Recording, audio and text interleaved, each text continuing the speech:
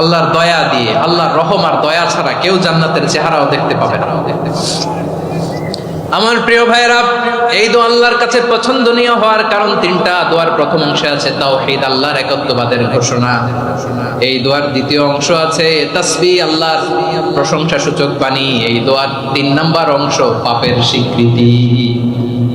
তাহলে আমরা সবাই গুনাহগার, আমরা আল্লাহর কাছে পাপের স্বীকৃতি দিয়ে বলবো, ও আল্লাহ, ইন্নী কুনতু মিনাজ জালিমিন। আমরা জুলুম করেছি, পাপ করেছি, অন্যায় করেছি, আল্লাহ বুঝতে পারি নাই। শয়তানের ওয়াসওয়াসায় পড়ে, বন্ধুর পাল্লায় পড়ে, নফসের খায়েশ মেটাতে যে আল্লাহ করে ফেলেছি। তুমি গুনাহ না মাফ না করলে আমাদের গুনাহ মাফ। তারপর এই বিভাগে রয়েছে চরমোনাই দরবার, ঠিক কিনা বলেন? ওনাদেরও বিশাল মাদ্রাসা, ধর্মীয় অঙ্গনে, মাদ্রাসা অঙ্গনে, রাজনৈতিক অঙ্গনে ওনাদের অনেক খেদমত। বরিশাল বিভাগের প্রতি আগে থেকেই আমার আলাদা একটা টান, দুটো কারণে।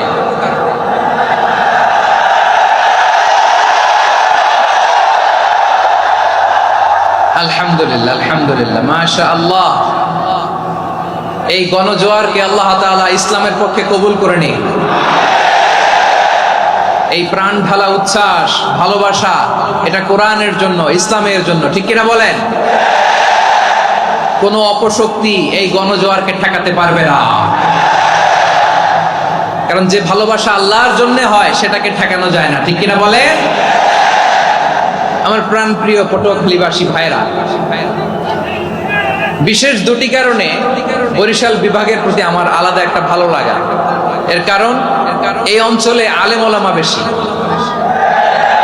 ঠিক কিনা বলেন? আজকের এই প্রোগ্রামে অনেক কওমি মাদ্রাসার মুহতামিম সাহেবরা এসেছেন, আমি শুনেছি। আলিয়া মাদ্রাসার প্রিন্সিপাল হুজুররা এসেছেন, খতিব সাহেবরা এসেছেন, ইমাম সাহেবরা এসেছেন, মুয়াজ্জিন সাহেবরা এসেছেন। এই বিভাগে আলেম ওলামা বেশি। তার প্রমাণ, এখানে এই বরিশালের ভেতরে আছে সারসিনা দরবার, ঠিক কিনা বলেন? অনেক হাক্কানি একটা দরবার। সারসিনার মরহুম পীর সাহেব হুজুরের খেদমত করেছি আমি অনেকবার, সুযোগ হয়েছিল আমার ছাত্র জামানায়। তো ওনাদের মাদ্রাসা কেন্দ্রিক অনেক খেদমত, আলহামদুলিল্লাহ। তারপর এই বিভাগে রয়েছে চরমোনাই দরবার, ঠিক কিনা বলেন? ওনাদেরও বিশাল মাদ্রাসা, ধর্মীয় অঙ্গনে, মাদ্রাসা অঙ্গনে, রাজনৈতিক অঙ্গনে ওনাদের অনেক খেদমত। তারপরে এখানে আছে ঝালকাঠি এনএস কামিল মাদ্রাসা। আমরা কায়েদ সাহেব হুজুরের কথা শুনেছি, আল ইত্তেহাদ মা আল ইখতিলাফ, মতবিরোধের সাথে ঐক্য, অসাধারণ কথা। তো এই সমস্ত বড় বড় আল্লাহওয়ালাদের আগমন এই ভূখণ্ডে হওয়ার কারণে এখানে ধর্মীয় বিশৃঙ্খলা, মারামারি কম, আছে ঐক্য, ঠিক কিনা বলেন? বরিশাল বিভাগের প্রতি আমার বিশেষ ভালোবাসার এটা একটা কারণ। 2 নম্বর কারণ হচ্ছে, আমি ঢাকাতে যে মাদ্রাসায় পড়াশোনা করেছি, দারুন নাজাত সিদ্দিকিয়া কামিল মাদ্রাসা, আমার মাদ্রাসার শিক্ষক মন্ডলীর অধিকাংশ হচ্ছে এই বরিশালের। আলহামদুলিল্লাহ। আমাদের শ্রদ্ধেয় প্রিন্সিপাল হুজুর আখম আবু বকর সিদ্দিক হাফিজাহুল্লাহ ওয়া রাআহ, উনি এলাকা সহ পুরো দারুন নাজাত মাদ্রাসার অধিকাংশ আসাতাজা ইকরাম এই ভূখণ্ডের, এই অঞ্চলের হওয়ার কারণে ছোটবেলা থেকেই বরিশালের প্রতি আমার একটি ভালোবাসা। তো আমি অন্তরের অন্তঃস্থল থেকে আবারও শুভেচ্ছা জানাতে চাই। আমি আমাদের অনেক ভাইদেরকে দেখতে পাচ্ছি, আপনারা বসার জায়গা পাননি, দাঁড়িয়ে আছেন এবং খুবই নিশ্চুপ, শান্ত, সুশৃঙ্খল। The people of Barishal, they are very smart, আলহামদুলিল্লাহ, মাশাআল্লাহ। এবং শ্রোতা যাদেরকে দেখতে পাচ্ছি, বেশিরভাগের বয়স 15 থেকে 25। জেনজি, যেখানেই যাই জেনজি আমারে ছাড়ে না, মাশাআল্লাহ। এরাই আগামীর বাংলাদেশ, এরাই বাংলাদেশ। এদের হাতে নিরাপদ আমার লাল সবুজের পতাকা, এদের হাতে নিরাপদ আমার 56,000 বর্গ মাইলের প্রতিটি ইঞ্চি মাটি।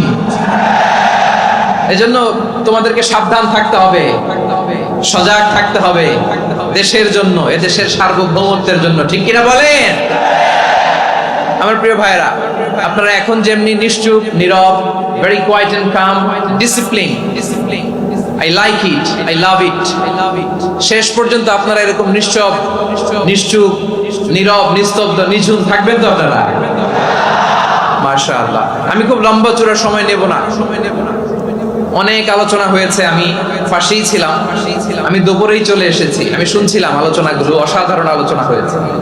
আসলে আলোচনা হওয়া দরকার অল্প, ইবাদত আর আমল হওয়া দরকার বেশি, ঠিক কিনা?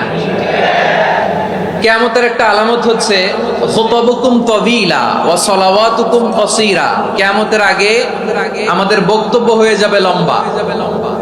Your speech will be longer and your salah will be very shorter. বক্তব্য হবে লম্বা, সালাত হবে খাটো। এই নমুনা বর্তমানে আছে না নাই? ঘন্টার পর ঘন্টা, তাও তৃপ্তি মিটে না। অনেক জায়গায় রাত পর্যন্ত, মিডনাইট পর্যন্ত, মধ্যরাত পর্যন্ত আলোচনা হয়। এটা ঠিক নয়, এটা ঠিক নয়। বক্তব্য হবে একেবারে gist, cream of the creams, একেবারে ক্রিম কথাটা আলোচক উপস্থাপন করবে। হেদায়েত দেওয়ার মালিক কে? ইন্নাকা লা তাহদি মান আহবাবতা ওয়ালাকিন্নাল্লাহা ইয়াহদি মান ইয়াশা। নবী হে, আপনি চাইলেই কাউকে হেদায়েত দিতে পারবেন না। হেদায়েত দেওয়ার মালিক কে? প্রিয় ভাইরা, আমি শুরুতেই দেখতে চাই যে আপনারা বরিশাল বিভাগের কে কোন জেলা থেকে আসলেন, এটা একটু জেনে খোঁজখবর নিয়ে আমি আলোচনা শুরু করবো ইনশাআল্লাহ বিইذنিল্লাহ।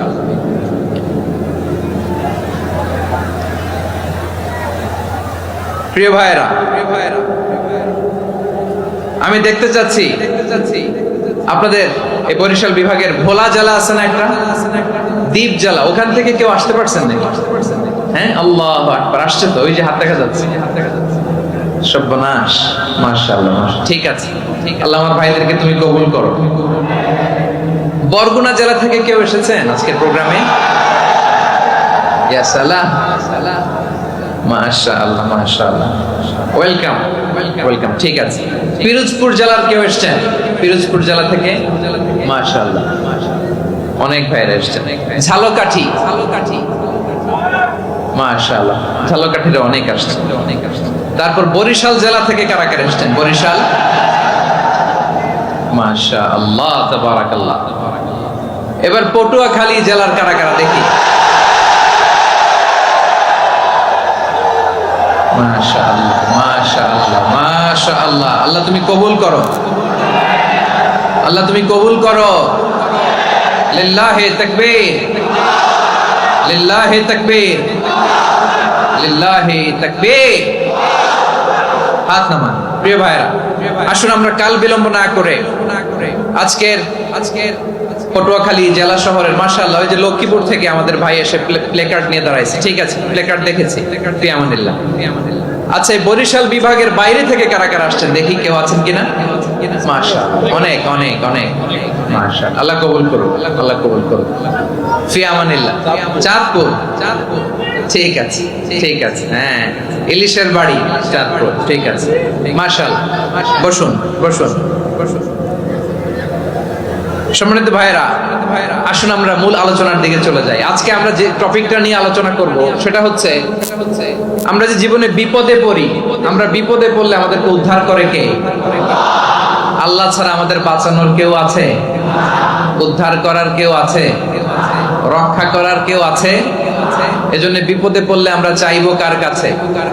আমাদের যাই দরকার হোক আমরা ফরিয়াদ করব কার কাছে? নাকি মাজারে যেয়ে চাবেন? মাজারে যেয়ে চাবেন? অনেকে তো মাজারে যেয়ে কপাল ঘষে, আছে না নাই? মাজারে যেয়ে সন্তান চায়, আছে? এই এলাকায় নাই, এই এলাকার লোকদের আকীদা খালেস আমি জানি। মাজারে যেয়ে কপাল ঘষে আর সন্তান চায়। আচ্ছা, মাজারে গেলে সন্তান পাওয়া যায়? আচ্ছা, মাজারে না গেলে যদি বাচ্চা না হতো, গরু ছাগলের যে বাচ্চা হয় ওরা কোন মাজারে মানত করে বলেন? কথা কি বুঝতেছেন? এই যে প্রতি বছর গরু, ছাগল, ভেড়া এগুলো যে বাচ্চা দেয়, এরা কোন মাজারে যে মানত করে? এজন্য চাইতে হবে একজনের কাছে, তিনি কে? আমার প্রিয় পটুয়াখালীবাসী, মাজার জিয়ারত করা সুন্নাহ। আমরা মাজার জিয়ারত করব, আল্লাহ ওয়ালাদের কবরে যাব, আমরা সেখানে যে সালাম দিব, দোয়া করব, নিজের জন্য করব, কবরে শুয়ে থাকা মাইয়েতের জন্য করব, পুরো মুসলিম উম্মার জন্য করব। কিন্তু কবরে যিনি শুয়ে আছে ওই বাবার কাছে সন্তান চাওয়া যাবে? চাকরি চাওয়া যাবে? সফলতা চাওয়া যাবে? সফলতা দেয় কে? সবাই বলেন নাই, আওয়াজ করে বলেন, সফলতা দেওয়ার মালিক কে? একথাই রব্বুল আলামিন বলেন, وإن يمسسك الله بضر فلا كاشف له إلا هو وإن يردك بخير فلا راد لفضله يصيب به من يشاء من عباده وهو الغفور الرحيم الله أكبر আল্লাহ বললেন ওয়া ইয়ামসাসকাল্লাহু বিদুররিন ফালা কাশিফা লাহু ইল্লা হু আল্লাহ যদি তোমাকে কোনো বিপদ স্পর্শ করায় আল্লাহ যদি তোমারে কোনো বিপদে ফেলে দেয় ওই বিপদ থেকে উদ্ধার করার তিনি ছাড়া আর কেউ নাই জোরে বলেন ঠিক কি না তিনি যদি কোনো বিপদে ফেলেন তিনি ছাড়া বিপদ থেকে উদ্ধার করার কেউ নাই আর তিনি যদি তোমার প্রতি কোনো অনুগ্রহ করতে চান ওই অনুগ্রহ ঠেকিয়ে দেওয়ার ক্ষমতাও কারো নাই আল্লাহ যদি আপনার সফলতা দিতে চায় পৃথিবীর কোন শক্তি ওই সফলতাকে থামাতে পারে এজন্য আল্লাহ বললেন খবরদার চিন্তার আকীদা খালিস করে নাও ওয়া ইয়ামসাসকাল্লাহু বিদুররিন ফালা কাশিফা লাহু ইল্লা হু আল্লাহ বিপদে ফেললে বিপদ থেকে উদ্ধার করার কেউ থাকে না আর আল্লাহ যদি তোমার প্রতি দয়া দেখাতে চান অনুগ্রহ করতে চান ওই অনুগ্রহকে প্রতিরোধ করার মতো ক্ষমতা কারো নাই তিনি তার বান্দাদের মধ্য থেকে যাকে ইচ্ছা তাকে দেন যত ইচ্ছা তত দেন তিনি ক্ষমাশীল তিনি মেহেরবান সুবহানাল্লাহ তিনি ক্ষমাশীল তিনি মেহেরবান তাহলে এই আয়াত থেকে আমরা বুঝতে পারলাম আমরা যদি বিপদে পড়ি আমাদেরকে কেউ বাঁচাতে পারে না আমার বাবা আমারে বাঁচাতে পারে হ্যাঁ আমার মা আমাকে বাঁচাতে পারে আমার বন্ধু আমারে বাঁচাতে পারে আমার দলের কর্মী আমাকে বাঁচাতে পারে আমার পীর সাহেব আমারে বাঁচাতে পারে আমার পটুয়াখালীর ভাইয়েরা খেয়াল রাখবেন বাঁচাতে পারে এক মহান সত্তা উদ্ধার করতে পারে এক মহান সত্তা চিৎকার করে বলুন তিনি কে আবার আল্লাহ বললেন আম্মাই ইউজিবুল মুত্তাররা ইযা দাআহু ওয়া ইয়াকশিফুস সুআ ওয়া ইয়াজআলুকুম খুলাফাআল আরদ আইলাহুম মা'আল্লাহ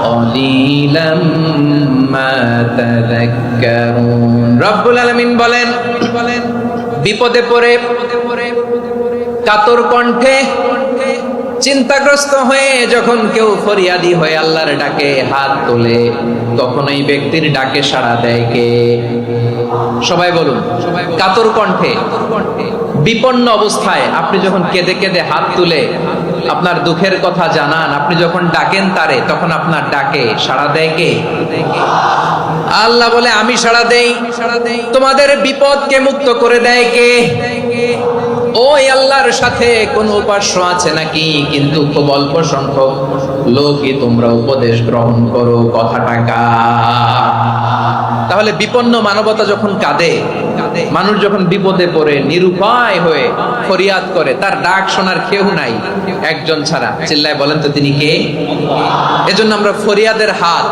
কার দিকে তুলবো প্রিয় পটুয়াখালী বলেন ফরিয়াদের দুটো হাত আমরা কার দিকে তুলবো এবং খেয়াল রাখতে হবে মাথার সাথে সেট করে নিতে হবে আল্লাহ ছাড়া আমাকে উদ্ধার করার কেউ নাই এই পৃথিবীতে কেউ আপন না প্রিয় ভাইরা বিপদে পড়লে বোঝা যায় কেউ আপন না আপন শুধু একজন মহান সত্তা তিনি কে এটা কি আপনারা খেয়াল রাখতে পারবেন হ্যাঁ বিপদে আপদে কেউ আমাদের বাঁচাতে পারে না তরাতে পারে না মুক্তি দিতে পারে না উদ্ধার করতে পারে না একমাত্র আমার প্রভু ছাড়া আল্লাহ ছাড়া চিল্লায় বলেন ঠিক কিনা এবং প্রিয় পটুয়াখালীর ভাইয়েরা মাথার সাথে এটা সেট করে নিতে হবে যে আমাদের পুরো জীবনটাই পরীক্ষা পুরো জীবনটাই কি the life is a test পুরো জীবনটাই পরীক্ষা এই জীবনে বিপদ আসবে আপদ আসবে পরীক্ষা আসবে সবার জীবনে এটা থাকে এক একজনের পরীক্ষা এক এক রকম আমার পরীক্ষা এক রকম মাসুদ ভাইয়ের পরীক্ষা এক রকম চৌধুরী সাহেবের পরীক্ষা এক রকম আপনার পরীক্ষা এক রকম ওনার পরীক্ষা আবার আরেক রকম পুরো পৃথিবীটাই পরীক্ষা ক্ষেত্র সবাই পরীক্ষা দিচ্ছি কিন্তু কারো পরীক্ষা প্রশ্নের সাথে কারোটার মিল নাই সুবহানাল্লাহ পড়বেন না পুরোটাই পরীক্ষা ক্ষেত্র, সবাই পরীক্ষার্থী, কিন্তু প্রশ্নপত্র একটার সাথে আরেকটা মিলে না। One doesn't match the other, একজনেরটার সাথে আরেকজনেরটা মিলে না। কাউকে আল্লাহ তাআলা ধনী বানিয়ে পরীক্ষা করেন। কি বানিয়ে? কথা কি বুঝতেছেন নাকি কষ্ট হচ্ছে? কষ্ট হচ্ছে আপনাদের? কাউকে আল্লাহ ধনী বানিয়ে পরীক্ষা করেন, আবার কাউকে আল্লাহ তাআলা গরিব বানিয়ে পরীক্ষা করেন, কাউকে আল্লাহ অসুস্থ বানিয়ে পরীক্ষা করেন। কেউ দেখবেন যে দুরারোগ্য ব্যাধিতে আক্রান্ত, ডাক্তার বলেছে আর সময় নাই, দুরারোগ্য ব্যাধি, ক্যান্সার, যার নেই কোনো অ্যান্সার, তার জন্য পরীক্ষা হচ্ছে এই রোগ। আরেক লোক দেখবেন তার আবার রোগ বালাই নাই, মাশাআল্লাহ, তাকে আল্লাহ তাআলা আর্থিক দৈন্যতা, দারিদ্রতা দিয়ে পরীক্ষা করছেন। এরকম আছে না নাই? টাকা পয়সা নাই, দিন আনে দিন খায়, যা আছে তাতে চলে না, এটা তার জন্য পরীক্ষা। আবার আরেক শ্রেণীর লোক দেখবেন তাকে আল্লাহ অসুস্থতাও দেয় নাই, দারিদ্রতাও দেয় নাই, তার দাম্পত্য জীবনের সমস্যা আছে না নাই? স্ত্রী কথা শোনে না, অথবা ছেলে মেয়ে কথা শোনে না। তাহলে পরীক্ষা সবার জীবনে আছে, এক একজনের পরীক্ষাটা এক এক রকম। আল্লাহ তাআলা দেখতে চায় যে এই পরীক্ষার সময় আমরা কিরকম রেসপন্স করি, how to deal with the test, কিভাবে এই বিপদ আপদ পরীক্ষাগুলোকে আমরা হ্যান্ডেল করব, ডিল করব। এটা হচ্ছে আজকের আলোচনার বিষয়। বুঝতে পেরেছেন সবাই? আমার প্রিয় ভাইয়েরা, তাহলে পরীক্ষাময় আমাদের জীবন, বিপদ আপদ পরীক্ষা, এটা মানুষের পিছু ছাড়ে না।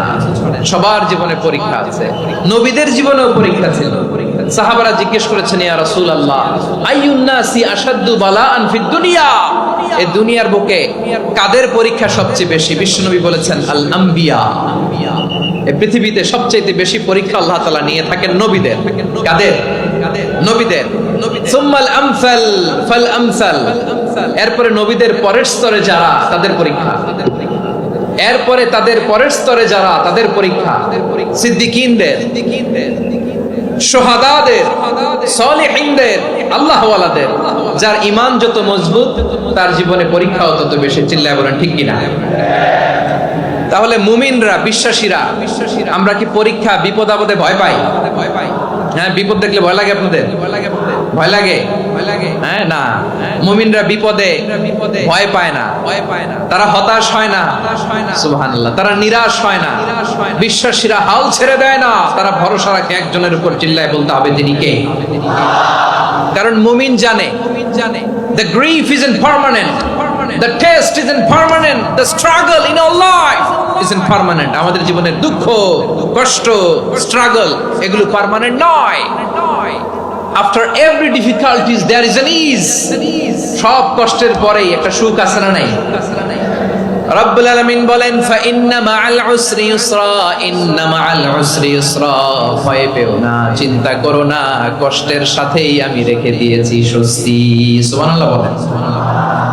মুমিন জীবনে বিপদ যত বেশি, কষ্ট যত বেশি, তার সামনে সফলতা তার চেয়েও বেশি। ঠিক কিনা বলেন? কারণ বিশ্বাসীরা জানে রাত্রি যত গভীর হয়, সুবহে সাদিকের সময় তত আগাতে থাকে। গর্ভবতী নারীর পেটের ব্যথা যত বাড়তে থাকে, ঘরে নতুন মেহমান আগমনের সময় ঘনাতে থাকে। মুমিনদের উপর বিপদ, অত্যাচার, আপদ, পরীক্ষা যত বাড়তে থাকে, কালেমার পতাকা উড্ডয়নের সময় কাছে আসতে থাকে। বিশ্বাসীদের এগুলো হিসাব মিলানো অনেক আগে, এগুলো অনেক আগে হিসাব মিলানো। দুঃখের আধার শেষে সুখের আলো মিটি মিটি হাসে। চিল্লায় বলেন ঠিক কিনা? দুঃখের আধার শেষে আলোর প্রভাত হাসে, হতাশার কালো মেঘে যায় গো ভেসে, হতাশার কালো মেঘে যায় গো ভেসে। দুঃখের আধার শেষে আলোর প্রভাত হাসে, হতাশার কালো মেঘে যায় গো ভেসে, হতাশার কালো মেঘে যায় গো ভেসে। কোরআনের পাতায় পাতায় দেখো ঈমানের পথ ঢাকা ব্যথার কাটায়। কোরআনের পাতায় পাতায় দেখো ঈমানের পথ ঢাকা ব্যথার কাটায়। ভেঙে পড়ো না কভু হতাশ হয়ে, ভেঙে পড়ো না কভু হতাশ হয়ে। জ্বলে পুড়ে খাঁটি সোনা হও গো শেষে, জ্বলে পুড়ে খাঁটি সোনা হও গো শেষে। দুঃখের আধার শেষে আলোর প্রভাত হাসে, হতাশার কালো মেঘে যাই গো ভেসে, হতাশার কালো মেঘে যাই গো ভেসে। ঠিক কিনা বলেন? দুঃখ যত বেশি, পরীক্ষা যত বেশি, কষ্ট যত বেশি, সুখের সময় তত কাছাকাছি চিল্লায় বলতে হবে ঠিক কিনা। এজন্য মুমিন জীবনে পরীক্ষা বেশি, মুমিনদের হতাশা নাই। মুমিনরা নিরাশ হয় না, হতাশ হয় কাফিররা। মুমিনরা কখনো হাল ছেড়ে দেয় না, মুমিনরা ভরসা রাখে একজনের উপর, তিনি কে? তাহলে আমার প্রিয় পটুয়াখালীবাসী, বিপদ থাকবে, পরীক্ষা থাকবে, এই বিপদ থেকে আমাদেরকে উদ্ধার করবেন একজন, তিনি কে? আমরা শুধু আল্লাহর উপরই ভরসা রাখবো। রাজি আছেন তো? চাইবো একজন সত্তার কাছে, আওয়াজ করে বলুন তিনি কে? একজন সত্তার কাছে চাইবে। বিশ্বনবী ওনার চাচাতো ভাই আব্দুল্লাহ ইবনে আব্বাস রাদিয়াল্লাহু তাআলা আনহুকে বললেন, ইয়া আব্দুল্লাহ ইবনে আব্বাস, হে আব্দুল্লাহ ইবনে আব্বাস, ইদা সাআলতা ফাসআলিল্লাহ, যখন চাইবে আল্লাহর কাছে যাও। ও আব্দুল্লাহ, যখন চাইবা আল্লাহর কাছে চাও। ওয়া ইদা ইসতাআনতা ফাসতাইন বিল্লাহ, যখন সাহায্য চাইবা আল্লাহর কাছে ফরিয়াদ করো। জেনে রেখো আব্দুল্লাহ, ওয়া'লাম আন্নাল উম্মাতা লাউ ইজতামাআত আলা আন ইয়ানফাউকা বিশাইইন লাম ইয়ানফাউকা ইল্লা বিশাইইন ক্বাদ কাতাবাহুল্লাহু লাক। ও আব্দুল্লাহ, জেনে রেখো, মনে রেখো, গোটা বিশ্বের সবাই মিলে যদি তোমার উপকার করতে চায় ততটুকুই তারা করতে পারবে যতটুকু আল্লাহ তোমার নসিবে সেটা লিখে রেখেছে। ঠিক কিনা বলেন? আর যদি গোটা বিশ্বের সবাই মিলে তোমার বিরুদ্ধে কনস্পাইরেসি করে, ষড়যন্ত্র করে, গোটা বিশ্বের সবাই মিলেও যদি তোমার ক্ষতি করতে চায় ততটুকুই শুধু পারবে যেটা আল্লাহ তোমার জন্য বরাদ্দ রেখেছে। যতটুকু আল্লাহ তাআলা তোমার জন্য বরাদ্দ রেখেছে অতটুকুই ক্ষতি করতে পারবে, আর এক চুল বেশিও করতে পারবে না, কমও করতে পারবে না। চিল্লায় বলেন ঠিক কিনা। এজন্য আমরা চাইবো কার কাছে? সবাই বলেন নাই, সবাই বলেন নাই, আওয়াজ করে বলেন কার কাছে? সব সময় আমরা আল্লাহর কাছে চাইবো, বিপদে আপদে, সুখে দুঃখে, সচ্ছল অবস্থায় অসচ্ছল অবস্থায়, পরাজয়ের সময় বিজয়ের সময়, সব সময় আমরা ভরসা রাখবো কার উপর? সবাই বলুন। একদল লোক আছে যারা বিপদে পড়লে আল্লাহরে ডাকে। আছে না নাই? পটুয়াখালীতে মাশাআল্লাহ নাই। বিপদ আসলে আল্লাহরে ডাকে, বিপদ নাই আল্লাহও নাই। বিপদে পড়লে নামাজ পড়ে, বিপদও নাই নামাজও নাই। বিপদে পড়লে জিকির করে, বিপদ যখন চলে যায় ওদের জিকিরও বন্ধ হয়ে যায়। এরকম আছে না নাই? কিছু লোক দেখবেন পরীক্ষা আসলে নামাজ পড়ে। আছে আছে আছে। জেনজি আওয়াজ করো, এরকম আছে? এই কমন পড়ে গেছে, কমন পড়ছে। দেখবেন পরীক্ষার সময় নামাজ পড়ে, পরীক্ষাও নাই নামাজও আছে। এরকম কিছু লোক আছে অসুস্থ হলে আল্লাহরে বড্ড ভালোবাসে, আল্লাহরে খুব ডাকে। অসুস্থ হইলে অসুস্থতাও নাই, আল্লাহর স্মরণও নাই। দেখবেন কিছু লোক নির্বাচন আসলে খুব আল্লাহওয়ালা হয়ে যায়। তখন দেখবেন মাথার মধ্যে হেজাব লাগায়, পাঞ্জাবি লাগায়, আল্লাহ আল্লাহ হয়ে যায়। নির্বাচনও নাই, এরপরে আল্লাহর কথাও নাই। আছে না নাই? না, এরকম হওয়া যাবে। সব সময় আমরা আল্লাহরে ডাকবো, বিপদে আপদে সব সময় ভরসা রাখবো আমরা একজনের উপর। আওয়াজ করে বলেন তিনি কে? এ কথায় আল্লাহ তাআলা আমাদের চোখে আঙ্গুল দিয়ে জানিয়ে দিলেন, ফাইদা রাকিবু ফিল ফুলকি দা'আবুল্লাহ মুখলিসিনা লাহুদ্দিন ফালাম্মা নাজ্জাহুম ইলাল বাররি ইযা হুম ইউশরিকুন। আল্লাহ বলে একদল লোক আছে, তারা যখন নৌযানে চড়ে, জলযানে চড়ে, সাগরের মধ্যে যখন জাহাজে চড়ে, লঞ্চে চড়ে, তারা যখন তুফানের সম্মুখীন হয় তখন তারা আল্লাহরে বড্ড বেশি ডাকে, একান্ত ভাবে ডাকে, বিশুদ্ধ চিত্তে ডাকে। আবার তুফান থেকে তাদেরকে সেফ জোনে নিয়ে, নিরাপদ জোনে নিয়ে যখন বন্দরে আমি আল্লাহ তাদেরকে বেরিয়ে দেই, ওই লোকগুলো আবার আমি আল্লাহর সাথে শিরিক করে। এরকম আছে না নাই? জাহাজে উঠছে, সাগরের মাঝখানে তুফান, ওই সময় দেখবেন আল্লাহ কারে কয়। এই কথা তো আপনাদেরকে বোঝানো সহজ, আপনারা তো নদীর দেশের মানুষ। লঞ্চে চড়েন নাই কারা কারা? দেখি, লঞ্চে চড়ছেন? হ্যাঁ, লঞ্চে চড়ে নাই এরকম একজনও নাই এখানে। আচ্ছা, লঞ্চে উঠছেন কে কে? দেখি। মাশাআল্লাহ, মাশাআল্লাহ, মাশাআল্লাহ। ঠিক আছে, আপনাদের বোঝানো সহজ। আচ্ছা, লঞ্চে উঠে তুফানের সম্মুখীন হয়েছেন, জলোচ্ছ্বাস, সবাই সবাই মাশাআল্লাহ। তো এই ওয়াজ তো আপনাদের মুখস্থ, ঠিক কিনা বলেন? আমার বলার দরকার নাই, বলেন। মাঝ নদী, তুফান, জলোচ্ছ্বাস, জলের মধ্যে উচ্ছ্বাস, ঢেউ, টর্নেডো, সাইক্লোন, মেঘের ঘনঘটা, পরিবেশ ঘুটঘুটে অন্ধকার, লঞ্চ একবার এদিকে আরেকবার ওইদিকে, ভিতরে কি অবস্থা হয় বলেন তো? হ্যাঁ, তখন মুসলিম আল্লাহর ডাকে, হিন্দু আল্লাহর ডাকে, ঠিক কিনা বলেন? আস্তিক আল্লাহর ডাকে, নাস্তিক আল্লাহর ডাকে, ঠিক কিনা? লঞ্চের ভেতর, স্টিমারের ভেতর কান্নারে রোল পড়ে যায়, চিৎকারের রোল পড়ে যায়, সবার মুখ দিয়ে শুধু একটা আওয়াজ, লা ইলাহা লা ইলাহা লা ইলাহা সুবহানাল্লাহ আলহামদুলিল্লাহ লা ইলাহা।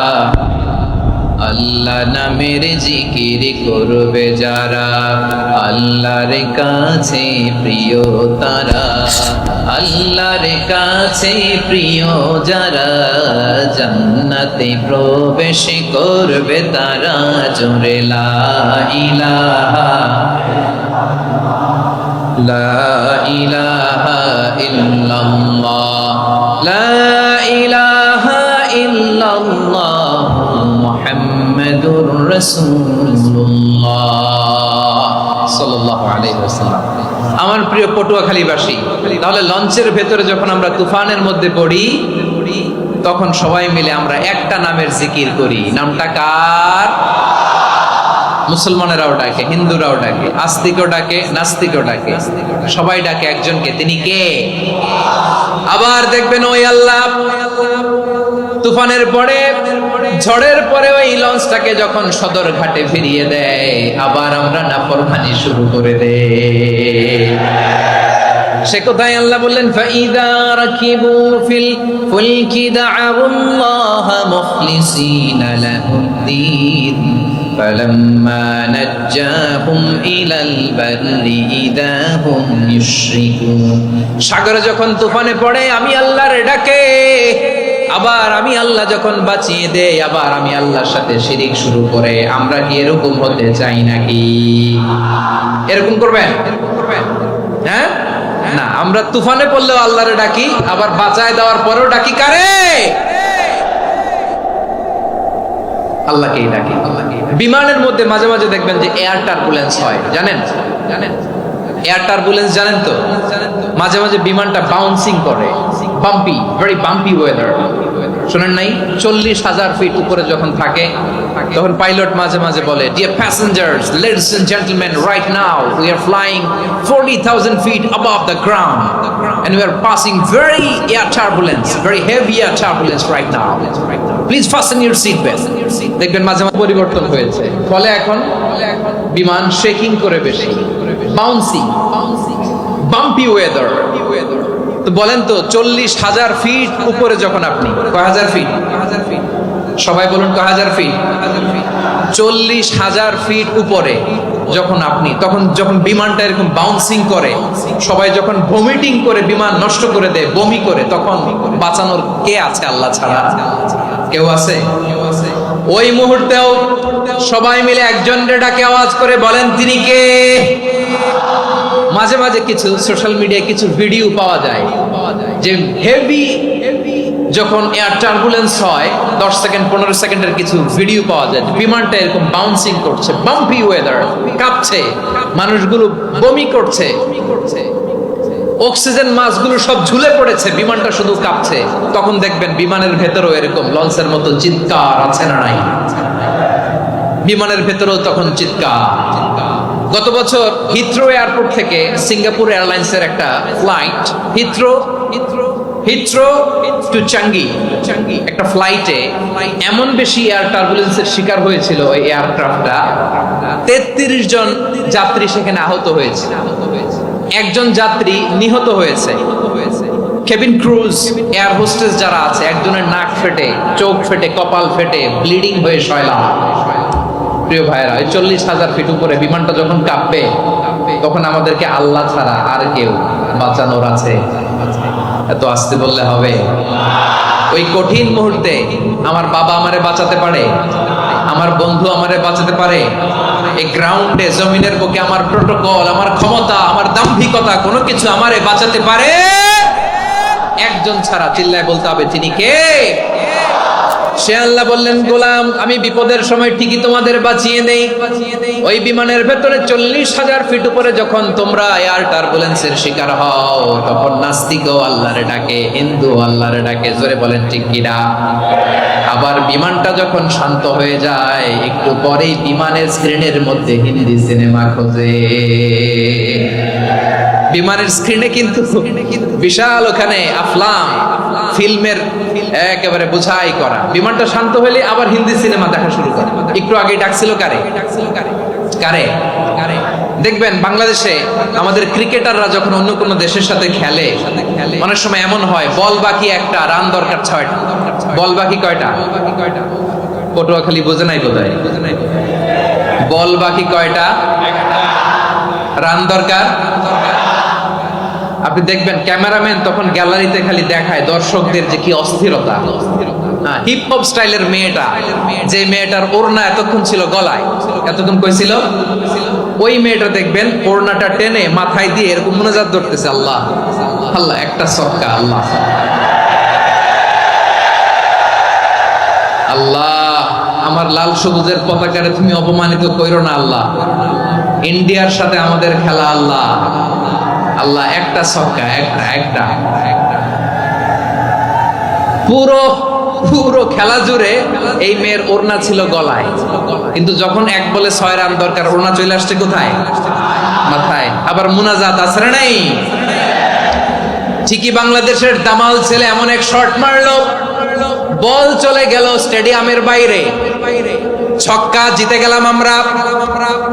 পুরো স্টেডিয়াম জুড়ে চিৎকার, হই হুল্লোড়, মौज মাস্তি। যেই মেয়েটা মাথার মধ্যে ওড়না দিয়ে এতক্ষণ সুবহানাল্লাহ সুবহানাল্লাহ বলে আল্লাহর কাছে দোয়া করেছে, ওই মেয়ে এখন আবার ওড়না ফেলে দিয়ে নাচা শুরু করে দিয়েছে। তাহলে আল্লাহর ভয়, আল্লাহর প্রতি আস্থা, বিশ্বাস, ভালোবাসা, এটা কি ক্ষণিকের জন্য? মানে আমার যখন লাগবে তখন আল্লাহর ইউজ করবো নাকি? হ্যাঁ, বিপদে আপদে, সুখের সময় দুঃখের সময়, সচ্ছল অসচ্ছল অবস্থায় বিশ্বাসীরা ভরসা রাখে একজনের উপর। চিৎকার করে বলে, পটুয়াখালী তিনি কে? সে আল্লাহ বললেন, গোলাম মনে করো না জাহাজ থেকে সদরঘাটে ভিড়িয়ে দিলাম, তুমি নিরাপদ হয়ে গেছো। মনে করো না 40,000 ফিট থেকে সেফ ল্যান্ডিং এর পরে এয়ারপোর্টে নেমে গেলেই তুমি নিরাপদ হয়ে গেছো। ও মিয়া, বিপদ কি শুধু সাগরে আর আকাশে? ঘরের বিপদ, ঘরের ভেতরও বিপদ আসতে পারে কি পারে না? এজন্য সূরা মুলকে আল্লাহ বললেন, আমিনতুম মান ফিস সামাই আন ইয়াখসিফা বিকুমুল আরদা ফাইদা হিয়া তামুর। তোমরা কি ভাবছো তোমরা নিরাপদ? সাগরের মধ্যে তুফান, আল্লাহ আল্লাহ ডাকলাম, সদরঘাটে যেয়ে পড়ছে, বাইসা গেছেন তো আপনি। আর পাবে আপনারে আল্লাহ? আল্লাহর তো সাগরের মাঝখানে তো আল্লাহ আপনার পাইছিল, আর তো পাবে না। আর পাবে আপনারে? আর আল্লাহ ধরতে পারবে আপনারে? ঘরের ভেতরও বিপদ দিয়ে আটকাতে পারে কে? 5 স্টার 7 স্টার হোটেলের ভেতরও আমাকে বিপদের মধ্যে ফেলে দিতে পারেন কে? আল্লাহ বললেন, তোমরা কি ভেবেছো তোমরা নিরাপদ? আমি চাইলে ল্যান্ডস্লাইডস, ভূমি ধস দিয়ে 1 লক্ষ 1 মুহূর্তে নিয়ে যেতে পারি। এক সুনামি দিয়ে থাপ্পড় মেরে 3 লক্ষ সাগরের ভেতরে ঢুকায় দিতে পারি। 1 সেকেন্ডও লাগে না আমার। أم أمنتم من في السماء أن يرسل عليكم حاصبا فستعلمون كيف نذير। আল্লাহ চাইলে আকাশ থেকে পাথর বৃষ্টি নাজিল করতে পারেন কি পারেন না? এই মুহূর্তে এখানে ভূমিকম্প দিতে পারেন কি পারেন না? আচ্ছা, ভূমিকম্প যখন হয় আমাদের কারো হুঁশ থাকে? আপনি মনে করছেন আমরা সাধারণ মানুষ, আমরা দৌড় দেই, আর প্রেসিডেন্ট প্রধানমন্ত্রী ওনারা বুঝি খাটে শুয়ে থাকে? কথা বুঝে নাই বোধহয়। ভূমিকম্প, আর্থকোয়েক যদি হয়, বাঁচার জন্য আমরা কি করি? হয় খাটের তলায়, ডাইনিং টেবিলের নিচে, উপরে শক্ত কিছু আছে এটার নিচে, অথবা ঘর থুইয়া দাও দৌড়। তো প্রধানমন্ত্রী উনি কি করে? প্রেসিডেন্ট উনি কি করে? হ্যাঁ, উনি খাটের মধ্যে যে শুয়ে থাকে নাকি? উনিও দৌড়, সাধারণ মানুষও দৌড়, প্রধানমন্ত্রীও দৌড়, বাড়িওয়ালাও দৌড়, ভাড়াটিয়াও দৌড়, সবাই দৌড়। নাকি ভাড়াটিয়ারা বাড়ি থুইয়া দৌড়, বাড়িওয়ালারা আর বেরোয় না? এরকম? তাহলে যে কোনো মুহূর্তে ভূমিকম্প দিয়ে নাস্তানাবুদ করতে পারে কে? আমার প্রিয় ভাইয়েরা, আমরা নিরাপদ নই, আমরা তার দয়ায় বেঁচে আছি। কার দয়ায়? এজন্য আল্লাহ বললেন, গোলাম, যে কোনো মুহূর্তে বিপদ দিয়ে তোমাদেরকে নাস্তানাবুদ করতে পারি। বিশ্বাসী বলে যদি নিজেকে দাবি করো, সব সময় ডাকতে হবে একজন সত্তাকে। বলেন তিনি কে? এই কথা ক্লিয়ার? এই সবগুলো উদাহরণ শেষে সবার কাছে ক্লিয়ার হয়েছে না যে বিপদ থেকে, আপদ থেকে, পরীক্ষা থেকে, ক্যালামিটি থেকে আমাদেরকে কেউ বাঁচাতে পারে না একজন সত্তা ছাড়া। আবারও বলেন তো তিনি কে? ক্লিয়ার? হ্যাঁ, সবাই বুঝতে পারছেন? আচ্ছা, এবার আমরা দেখি বিষ্ণু ইসলামের জীবনে বিপদ আপদ ছিল কিনা। উনি বিপদ আসলে কিভাবে ডিল করতেন, বিপদ আসলে কোন দোয়া পড়তে হয়, কিভাবে ফরিয়াদের হাত উত্তোলন করতে হয়, কিভাবে রবের দরবারে নতজানু হয়ে ফরিয়াদ করতে হয়, এটা জানার দরকার আছে না নাই? আসলে আমরা বিষ্ণুনবীর জীবনী থেকে দেখি বিপদ আসলে উনি কি করতেন। বিপদ আসলেই প্রথমে বিষ্ণুনবী ইসলাম একটা দোয়া পড়তেন। কি পড়তেন? তিনি পড়তেন, ইন্না লিল্লাহি ওয়া ইন্না ইলাইহি রাজিউন। নিশ্চয় আমরা আল্লাহর জন্য, নিশ্চয় আমরা কার দিকে ফিরবো ভাই? আবার কার দিকে ফিরবো? আওয়াজ করে বলুন তো, আমরা এসেছি কার কাছ থেকে? আবারও ফিরে যাব কার কাছে? এজন্য বিষ্ণুই পড়ছেন, ইন্না লিল্লাহি ওয়া ইন্না ইলাইহি রাজিউন। নিশ্চয় আল্লাহর জন্য, ওই আল্লাহর দিকেই আমরা ফিরে যাব। তারপরে বিষ্ণুই পড়তেন, আল্লাহুম্মা আজুরনি ফি মুসিবাতি ওয়াখলুফ লি খায়রাম মিনহা। একসাথে প্রথমে পড়তেন ইন্না লিল্লাহি ওয়া ইন্না ইলাইহি রাজিউন, তারপর পরে পড়তেন আল্লাহুম্মা আজুরনি ফি মুসিবাতি ওয়াখলুফ লি খায়রাম মিনহা। মানে আল্লাহ, এই যে আমি বিপদে ধৈর্য ধারণ করলাম, এটার সব তুমি আমারে দাও, আর যেটা হারালাম এর চেয়ে ভালো কিছু দিয়ে মেকআপ করে দিও, ভালো কিছু দিয়ে বদল করে দিও। সুবহানাল্লাহ পড়েন। তাহলে বিপদ আসলে আমরা কি পড়ব? কথা বলেন। এই যে আমি শুয়েছিলাম, নাশিদ গাচ্ছিল ওরা, এদেশে পরস্পরে দেখা হলে দেয় সালাম, এদেশে আমজনতার হৃদয় জুড়ে পাকালাম, এদেশে বিপদ এলে সর্বজনে সর্বক্ষণে দোয়া পড়ে ইন্না লিল্লাহি। কি পড়ে?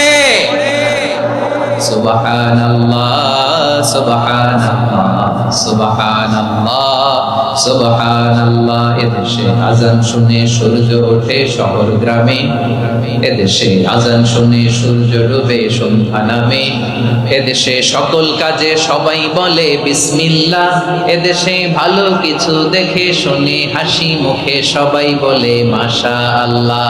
সুবহানাল্লাহ পড়ে। তাহলে বিপদ এলে আমরা কি পড়ি? কথা বুঝলে সবাই উত্তর দিতে হবে। বিপদ এলে কি পড়ি? তাহলে বিপদ এলেই আমরা এখন থেকে ইন্না লিল্লাহ পড়ব, নাকি হাই হুতাশ করবেন? একদল আছে হাই হুতাশ করে, হায় আল্লাহ রে মোর কি হইল রে, মুই কি হরমু রে, মুই কমবে জামু রে। আছে না নাই? এরকম বিলাপ করতে নিষেধ করেছেন বিশ্বনবী। কি করব, কই যাব, কি হবে, হায় হায়, এরকম হাহুতাশ আছে না নাই? বিশ্বাসীরা হাহুতাশ করে না, তারা ইন্না লিল্লাহ পড়ে। কি পড়ে? মনে থাকবে? আমরা পড়বো ইন্না লিল্লাহি ওয়া ইন্না ইলাইহি রাজিউন। নিশ্চয়ই আমরা আল্লাহর জন্য, আমরা আল্লাহর দিকেই ফিরে যাব। এরপর পড়বো আল্লাহুম্মা আজুরনি ফি মুসিবাতি ওয়াখলুফ লি খায়রাম মিনহা। আল্লাহ, আমি যে বিপদে ধৈর্য ধারণ করলাম এটার সওয়াব দিও, আর যা হারালাম তার চেয়ে ভালো কিছু দিয়ে বদল করে দিও। সুবহানাল্লাহ পড়েন। বিশ্ব নবীর হাদিস শুনলেন উম্মে সালামা রাদিয়াল্লাহু তাআলা আনহা। ওনার স্বামী হলো আবু সালামা। মজার ঘটনা খেয়াল করে শুনেন। আমার প্রিয় কলিজার টুকরা ভাইয়েরা, কানগুলো খরগোশের কানের মতো খাড়া করে আমার দিকে তাকান।